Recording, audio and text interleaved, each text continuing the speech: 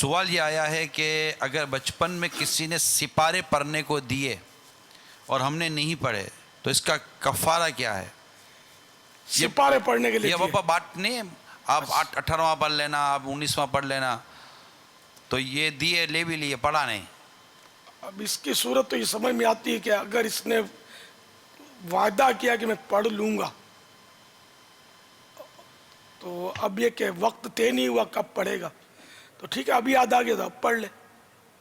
اور اگر وقت طے ہوا ہے کہ میں کل تک پڑھ لوں گا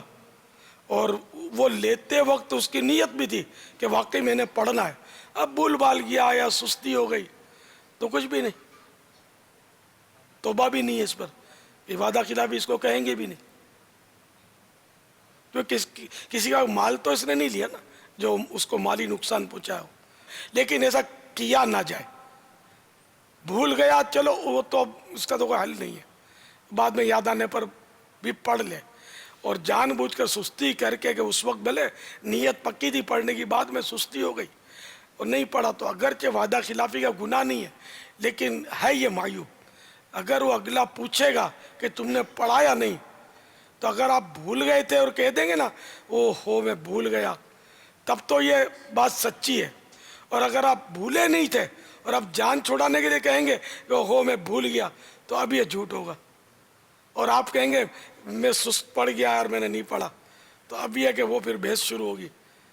ہو سکتا ہے وہ ناراضی کا اظہار کرے اور باتیں بنے، اس میں دل آزاری کی صورت ہو، ایذاء مسلم کی صورت ہو، جھوٹ بولنا پڑے، لڑائی ہو جائے، تو کئی امکانات ہیں اس میں. تو اس طرح مطلب یہ کہ وعدہ خلافی اپنی جگہ پر ہے کہ وہ نہ ہوئی جو میں نے صورت بتائی اس میں، لیکن یہ کہ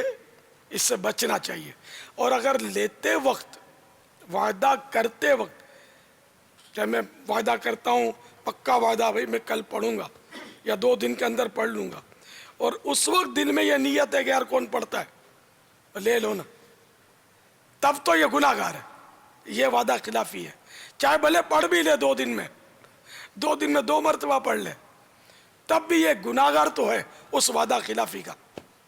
واللہ تعالی اعلم ورسولہ اعلم عز وجل وصلی اللہ تعالی علیہ وآلہ وسلم. صلو علی الحبیب صلی اللہ تعالی علی